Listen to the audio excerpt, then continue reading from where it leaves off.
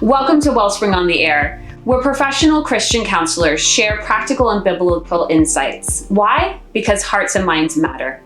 I'm Monica Snyder, the clinical director at Wellspring Counseling, and the host of today's show about Wellspring partnerships, addressing homelessness and mental health. And here with me today is Ivana Guzman, registered mental health counselor intern, and Juan Martinez, licensed marriage and family therapist. Wellspring partners with two organizations, First Baptist of Islamorada and Chapman Partnerships, to provide mental health counseling to those who may be experiencing things like homelessness. Today, we want to take a few minutes to talk about this topic of homelessness and our partnership with these two organizations, and maybe even how you, as our listeners, can be involved. So to begin with, let's talk a little bit about homelessness. So, Ivana, could you give us maybe a current definition about homelessness and what often leads people to experience it? Definitely. So the Department of Housing and Urban Development has three definitions for homelessness. You can kind of look at it as three types of homelessness. Those experiencing homelessness, those are individuals or families who don't have a primary nighttime residence. Or they're about to lose their home and they don't have a backup. And they also lack the resources or the support systems to obtain housing. Our second definition or second type of homelessness is those at risk for homelessness. And those is where the individual or the family has an annual income below 30% of the average in their area, as well as a lack of support, a lack of resources to help them. And they're also experiencing some risk factors, at least one, such as just exiting public funded housing, or they're in foster care, coming out of that system in mental health facilities, or they've had a recent housing instability. And then the third definition is chronic homelessness. And that's when an individual, again, or family, has experienced homelessness for at least a year or repeatedly due to a disabling condition, whether it's mental health, a physical disability, or substance use.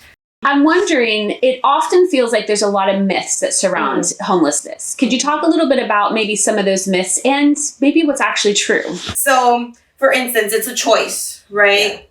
Well, there's several causes. The two main ones being housing costs are increasing and income is stagnant. It's not increasing. It's not matching, right? There's a big gap between the two. And that's really the primary causes of homelessness. So not really a choice there. That makes a lot of sense. Mental illness, right? A lot of people think they're all suffering from something.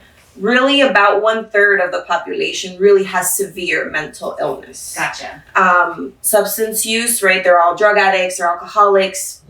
Really, about 20 to 40% of the population is struggling with substance use. So not even getting to half, right? Other myths, they're all criminals, right? But really, they're not more likely to be a criminal than someone who has a house or is housed.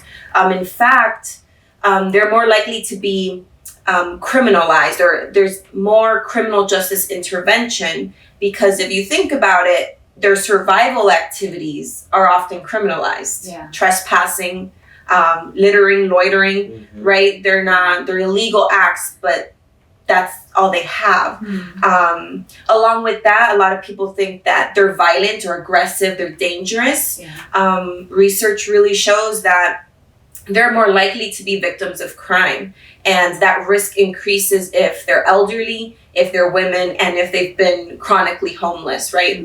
Having a year or more repeated homelessness throughout. Another big myth actually is, they should just get a job, right? They're being lazy. Research shows that 40 to 60% of those experiencing homelessness are actually employed. So it kind of goes to show, right, those causes that even though there's employment, those wages, they aren't meeting the housing cost needs. So that gap continues to increase. And I think we've all kind of experienced and seen that lately, right? And just rent going up and income and inflation in general. So No, that makes a lot of sense. That's really helpful. I appreciate you sharing those things. One, we started about 2.5 years ago, this partnership with First Baptist Church of Isla Morada. They already had a homeless ministry in place. What's the name of that right now? It is called the Community Ministry. Awesome. And so what they're doing is, if I remember correctly, they're providing food and maybe even some basic needs items to the community who are experiencing homelessness or maybe some other troubles. And so they asked us about 2.5 years ago to come down and provide counseling for some of those people to maybe help them get back on their feet, deal with any mental health concerns or trauma that may be holding them back. So tell us a little bit about the work that you do down there, and maybe some of the common presenting mental health issues that you see. Yes. So it has been over 2 years that we started to work with them, and it's been such an enriching experience to go down there and to work with this community. I would say that maybe some of the most common issues that I get to work with is people with grief. So that's a very predominant issue that I get to work with, and also anxiety. So this would be the main two, but I also get to see people with depression. I also get to see people with relationship conflict, self-esteem issues, and some with adjustment issues as well. Thank you. So it's interesting because when we think about those experiencing homelessness, whether it's at Chapman Partners where they've got, or partnership where they've got basic needs met, housing, things like that, or maybe they're just on the street because they don't have the ability to get into a shelter. We actually talked recently with our staff about how difficult it is for those experiencing homelessness to get into shelters. I'm curious if maybe, Ivana, will you talk a little bit just about those who are focused on getting their day-to-day needs met, what might hinder their commitment to seeking help? Will you talk a little bit about what that shift of having to live day to day versus many of us who have basic needs met and we can see into the future? How does that play out as in counseling? Definitely. So a theory that we use, a motivational theory that we use, is Maslow's hierarchy of needs. And basically it's like a pyramid, right? For our listeners who may or not be familiar with this, if you think of it like a pyramid, there's 5 levels, and we need to meet each level starting from the bottom to work our way up. Right? So the first level, the first 2 levels, we can categorize them as our basic needs, right? The first level being our physiological needs: food, water, rest, warmth. Our second level being safety and security, right? Feeling safe. Our third and fourth levels are our psychological needs, right? Third level being belongingness and love, right? Having relationships, whether they're friendships or intimate relationships. Our fourth level is esteem, right? Being proud of ourselves, feeling assured, feeling accomplished. And then our last level, or fifth level, it's its own little category. It's our self-fulfillment needs, right? And that level is our self-actualization, right? We've reached our full potential. Right. So we, as people not in crisis, right, not experiencing homelessness, for instance, we have a time horizon that allows us to see way well into our future, usually till the end of our life, right? We can see that far ahead. Someone who is in crisis or experiencing homelessness, their time horizon is about 24 hours. That makes sense. So very short. And that's because they're trying to meet those basic needs. They're thinking about, where can I get water? Where can I get food? Where am I going to rest today? Especially if they're not housed, if they're not in a shelter. In a shelter, as we see, in Chapman Partnership, yes, those needs are met. They get fed, they have a place to sleep, they have shelter.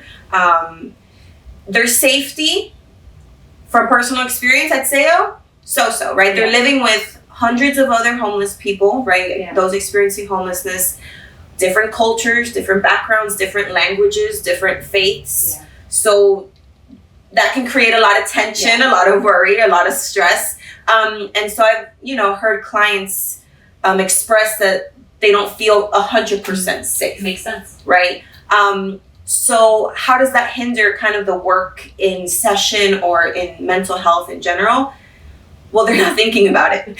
Yeah. They're thinking about, when can I eat? When can I shower? Am I safe here? Right? Those two first levels trying to get met to then work on belonging, relationships, esteem. So it can be difficult to get there and to really work on the mental health aspect or even physical health if you're worried and not even thinking about that. It's not in your 24 hours. Yeah, that makes a lot of sense. And so it's interesting because I had thought, and we were chatting about this a little bit before we started recording, I wondered if there was a difference between those who are on the street, who don't have their basic needs, the food, shelter, things like that met, whereas at Chapman Partnership, they do have those basic needs met. But because there is always a question on some of those, when are those needs being met, as well as maybe potential safety. Is my stuff safe? Is somebody going to take my, my purse or whatever might be in the room at the time? It actually doesn't change their ability to engage in counseling. It seems like both sets of clients would pretty much be struggling to look past today and right now. Mm-hmm. And so with that being said, Juan, I'm wondering if you can talk a little bit about how that changes your approach to therapy in working with clients who are more focused on the here and now, the next 24 hours versus being able to think longer term. So one of the things that I use, which is a very general principle too, is to work with clients where they are at. Yeah. And so I always assess where the client is at, and working with this population, understanding that the majority of them could be in a state of, crisis. Yeah. And but I've gotten to work with a lot of clients. I would say even so, the majority of them too, where I could follow, a structured that I stick to. Yeah. Where I could, follow a treatment plan, and they seem to follow along. And then there's those clients that I have more of an open approach. Yeah. Where it is not as structured. And what I just, I rely, well, I always do. I rely on the Holy Spirit to allow me to see what the client needs in that session. And so that's pretty much what I do. I meet where the client is at. Yeah. It's interesting because I remember, Ivana, we were talking recently too about a client that you were playing Uno with, but how it felt like it was not productive. Yeah. But at the same time, it actually was building relationship safety and trust. And so going back to what you said, meeting the client where they're at could look very different based on what that client's coming in with. That's right. With that being said, I'm wondering, obviously, not obviously, but the clients who are coming to see you guys at Chapman Partnership are clients who are on site versus clients at Isla Mirada where they may have to travel or, different things. And so what are some of the obstacles that you see for clients in Isla Mirada to access and, move forward in counseling? Yeah. So one of the things that, we don't think about much is, transportation. Yeah. Right? And for some of these clients, not having transportation can be something that interferes, with them being able to receive the services. And then there's other things like that comes to mind, like because we can provide services through telehealth. Yeah. But some of these people still lack some of the resources that would allow them to do telemedicine, so they don't have a computer or they may not have like a phone or a device that would allow them to have those services. And then the other one that comes to mind, is it's funding, just in general. Funding is another one that, as much as the ministry over there, they go great extents to provide, for the community. And to look for resources, they rely on a monthly budget that is limited to the amount of clients that we can see on a weekly basis. And that's a really good point that we'll talk about in just a little bit too, is that funding source. Let's circle back for a second to Chapman Partnership. So we've been there for about a year now. They came to us and asked us to come and provide services. So they're both their north site and their south site. There are 6 of you, and you two are part of that 6 that go. That's right. So we have a couple different people throughout the week that are going, different backgrounds, different languages spoken, just so we can provide a variety of different counselors. But I'm curious if both of you, since both of you work there, what are some of the presenting concerns you see at Chapman Partnership? Either of you. Yeah. Who goes Okay, first? so I'll start.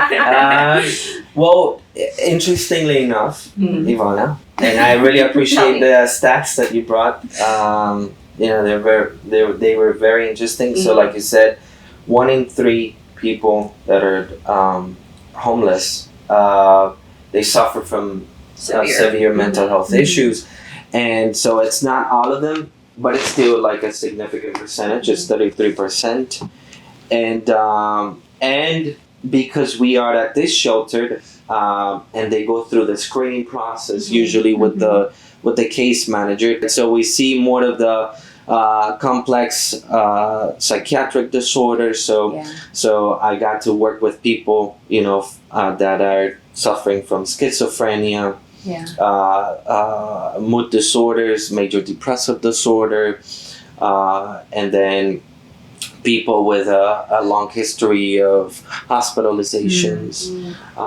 So that's been my experience. I've kind of had the opposite. Okay. I've seen a lot of anxiety, depression, yes, but a lot of anger management, like a lot of anger, a lot of stress management as well.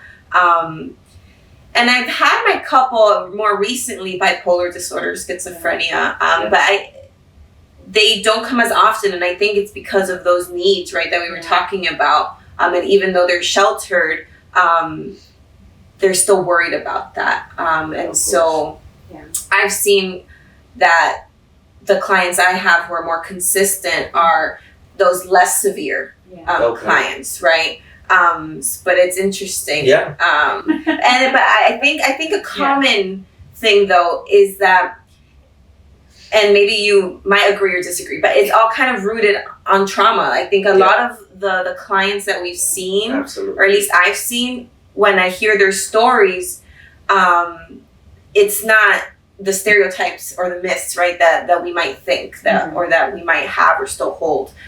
It's really things that were out of their control, things that were very traumatizing, very difficult, things that they didn't have the resources or the tools at that time to help them through. And now they're in this place, and they can get help. And, even while being sheltered, there's challenges. And so I think trauma is just it's what the underlying. It's the root. The underlying, and I agree 100%. Yeah. So I know Chapman, they help partner alongside to kind of give them a place to live, food, things like that, and then hopefully help them find some housing. Are there other services that they provide that you guys have been able to have your clients engage in? So they do. They have different partnerships, just like they have with us, where we can provide counseling services. So their primarily objective is to, through their case management program, to relocate clients, find them housing. But they also, again, they have different partnerships with different organizations in the community.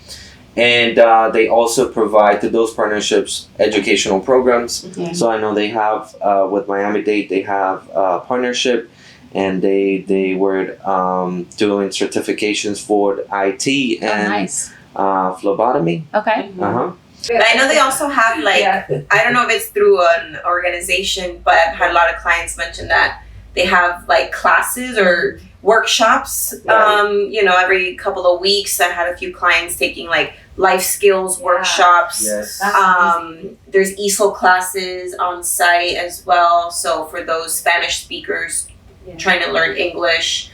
So they have a lot of cool opportunities and things like that. So then we provide, obviously, individual, family, kids, things like that. Are there other services that we have been providing counseling-wise for them? I think so. So one of our team members, Dawn, started a substance use group. Awesome. she reports that that's been going really well, that they seem to be very interested and involved and open to sharing and getting better. We're hoping to do more teaching and education just to reach more clients there, at one time. Individual sessions can take a little bit long. And we're hoping to incorporate some of our Wellspring programs like Bounce on site at Chapman to, again, focus on the youth there. So I love that. A lot of things coming up. I love that. Well, before we start to head into the end of our show, I'm just curious, either one of you or both of you, let's talk a little bit just really quickly about transformational change and how does counseling bring transformational change to the clients that we work with at Isla Mirada and Chapman. One of the things that comes to mind is that counseling for these people can be a place where they can be acknowledged. Yeah. So it's so huge for a lot of these people, understanding that a lot of them, they have very limited support system. Yeah. So having a place where they feel acknowledged is very empowering for these clients. And the other thing that comes to mind is clients can learn, to develop basic awareness and develop skills that can help them attain functional lives and maintain those functional lives. It's amazing. Yeah. And I love the fact that several of our clinicians are EMDR trained too, so they can do some of that deeper trauma work that hopefully keeps clients from maybe taking steps back when they leave the shelters or they find jobs, manage anger, things like that. It's interesting because time and time again, the Bible talks about making sure that we care for those who are less fortunate. I mean, if you look even from the Pentateuch, the first five books of the Bible, there's laws and rules written for the care of those who may be struggling financially, even to the point of providing different options for sacrifices that they can afford. Jesus talks in Matthew 25 about caring for the less fortunate, and is the same as caring for him. And I think that's such an important thing for us to remember, that when we serve, when we care for those who are less fortunate than us, then we are serving Jesus as well. Right. And even James 1:27 reminds us that this is part of our faith in action, is caring for those who are less fortunate to us. So I really appreciate both of you being here to talk about this topic, to talk about the two different organizations that we've partnered with, that we've been able to come on site and see clients at. For those of you who are listening, if you have been moved by our discussion, one of the ways that Juan mentioned is that we are always looking for donors who can help support either Wellspring's financial aid fund for those who are less fortunate, who really are seeking help to bring transformational change, not only to themselves, but to the generations to come. If you feel led to give to the Wellspring Fund, that would be fantastic. Another way that you can help is by reaching out to First Baptist Church of Isla Mirada and providing also donations for their homeless ministry, whether it's in the way of food or items, or also just funding to help provide counseling to the clients who are down there. If this is your first time joining us, you can go to wellspringmiami.org and you can look up Wellspring on the Air and find us on your favorite podcast platform and follow us there. We'd love to invite you to listen to more of our podcast. Thank you for joining us today. My name is Monica Snyder, and we are here today because hearts and minds matter. Hey there, thank you so much for tuning in to Wellspring on the Air. We hope that you got something valuable out of today's episode. One of our goals at Wellspring is to make mental health resources and content accessible to everyone. We bring mental health experts and voices from our own staff and community to share insights and experiences. We want to keep these conversations going and reach as many people as possible, whether they're into therapy or not, and we cannot do it alone. If you believe in what we're doing and want to see more content like this, please consider supporting us.